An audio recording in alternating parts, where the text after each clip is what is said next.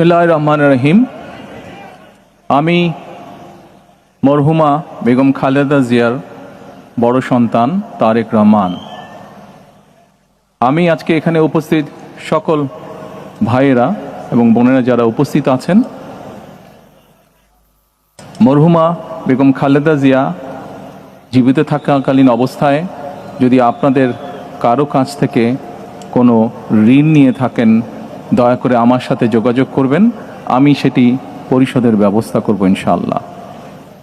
একই সাথে উনি জীবিত থাকাকালীন অবস্থায় ওনার কোনো ব্যবহারে, ওনার কোনো কথায় যদি কেউ আঘাত পেয়ে থাকেন, তাহলে মরহুমার পক্ষ থেকে আমি আপনাদের কাছে ক্ষমা প্রার্থী।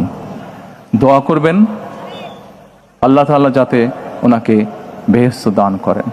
আসসালামু আলাইকুম। আসসালামু আলাইকুম।